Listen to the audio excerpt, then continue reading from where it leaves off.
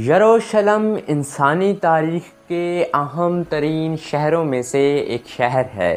یہ ایک ایسا شہر ہے جس پر دنیا کے 3 بڑے مذاہب اسلام، عیسائیت اور یہودیت دعوے دار ہیں۔ نہ صرف دعوے دار ہیں بلکہ اس کی ملکیت کے لیے صدیوں سے آپس میں جنگیں لڑتے آ رہے ہیں۔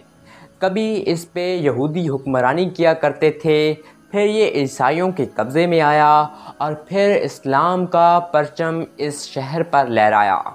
آج بھی فلسطین اور اسرائیل کی جنگ اسی یروشلم شہر کی وجہ سے ہی ہو رہی ہے۔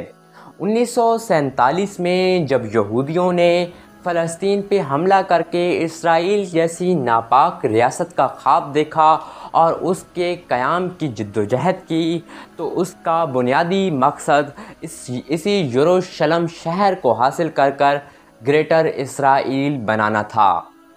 اس یروشلم شہر میں ایک ایسا علاقہ بھی موجود ہے جو دنیا کے مقدس ترین اور متنازع ترین علاقوں میں سے ایک علاقہ ہے۔ 37 ایکڑ پہ محیط اس علاقے کو بیت المقدس کہتے ہیں، جہاں پہ مسلمانوں کے لیے مسجد اقصیٰ موجود ہے۔ یہودیوں کا مقدس ترین مقام اسی جگہ پہ ہے اور عیسائی بھی اس علاقے کو اپنا کہتے ہیں۔ مگر کیوں اور کیسے یہ تینوں مذاہب کے لیے اہم جگہ ہے؟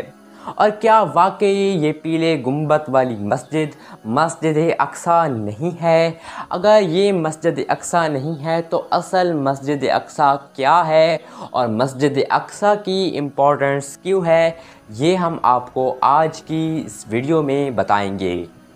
یروشلم میں موجود 37 ایکڑ پہ محیط یہ سب علاقہ در حقیقت اقصیٰ کمپاؤنڈ کے نام سے جانا جاتا ہے۔ الاقصیٰ کمپاؤنڈ یا پھر اسے آپ مسجد اقصیٰ بھی کہہ سکتے ہیں۔ مسلمان اسکالرز کے نزدیک یہ سب علاقہ ہی مسجد اقصیٰ کی حدود میں آتا ہے۔ اس علاقے میں مسلمانوں، یہودیوں اور عیسائیوں کے مقدس ترین مقام موجود ہیں۔ مسلمانوں کے لیے اس میں اہم ترین مقام مسجد اقصیٰ ہے، جو کہ اسلام کی دوسری مسجد تھی۔ نہ صرف دوسری مسجد بلکہ مسلمانوں کا قبلہ اول اور مسلمانوں کا مسجد حرام اور مسجد نبوی کے بعد تیسرا مقدس ترین مقام بھی ہے۔ مسجد اقصیٰ کو بہت سے لوگ اس سنہرے گنبد والی مسجد کے ساتھ مکس کر دیتے ہیں اور یہی سمجھا جاتا ہے کہ یہ سنہرے گنبد والی مسجد، جسے قبۃ الصغریٰ کہتے ہیں، یہ مسجد اقصیٰ ہے۔ مگر حقیقت میں یہ مسجد جسے آپ دیکھ رہے ہیں، جسے مسجد قبلہ بھی کہتے ہیں، یہ حقیقی مسجد اقصیٰ ہے۔ اسی بیت المقدس سے ہی رسول اللہ صلی اللہ تعالیٰ علیہ وآلہ وسلم سفر معراج پر روانہ ہوئے تھے۔ سوال یہ ہے کہ پھر یہ قبۃ الصغریٰ یعنی یہ golden dome, the dome of rock, آخر کیا ہے اور اس کی امپورٹنس کیا ہے؟ یہودیوں کے لیے یہ بہت ہی مقدس ہے۔ نہ صرف یہودیوں کے لیے بلکہ عیسائیوں کے لیے بھی یہ اہمیت کی حامل چیز ہے اور مسلمانوں کے لیے بھی اس کی اہمیت بہت زیادہ ہے۔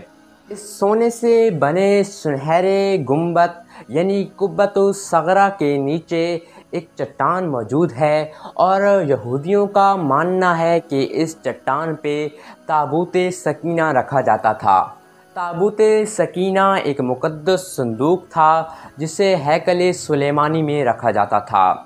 کسی دور میں اسی بیت المقدس کی جگہ پہ ہیکل سلیمانی ہوا کرتا تھا، جسے حضرت سلیمان علیہ السلام نے تعمیر کرایا تھا۔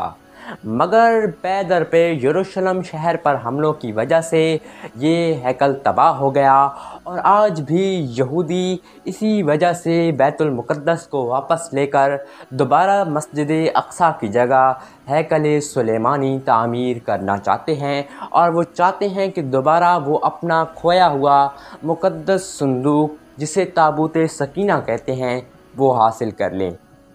عیسائیوں کے نزدیک اس چٹان پہ حضرت عیسیٰ علیہ السلام کو صلیب پر لٹکایا گیا تھا اور اسی چٹان پر ہی حضرت عیسیٰ علیہ السلام دوبارہ دنیا میں تشریف لائیں گے۔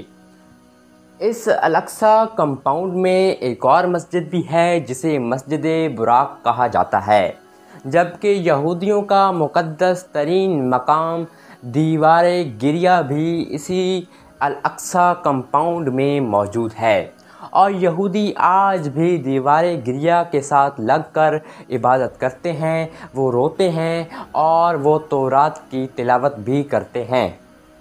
یہودیوں کا منصوبہ ہے کہ وہ مسجد اقصی کو شہید کر کر اس پہ دوبارہ سے ہیکل سلیمانی تعمیر کریں گے، اور یہی وجہ ہے کہ مسلمان اس علاقے کو اپنے ہاتھ سے جانے نہیں دیتے۔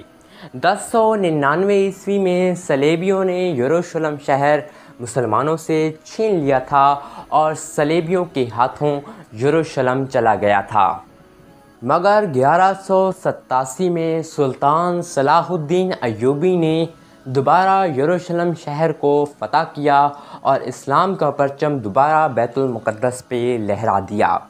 آج یہ علاقہ تو عمان کے پاس ہے، مگر یروشلم شہر پر اسرائیل کا قبضہ ہے اور مسلمانوں کے ہاتھ سے یروشلم چلا گیا ہے۔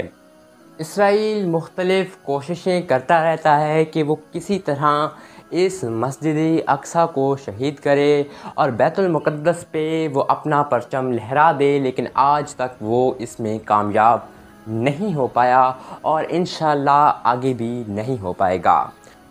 آج کی اس ویڈیو کے بارے میں رائے کامنٹس میں ضرور دیجیے گا، اور اگر ابھی تک آپ نے ہمارا چینل سبسکرائب نہیں کیا تو ضرور سبسکرائب کر کے بیل آئیکن دبانا ہرگز مت بھولیں۔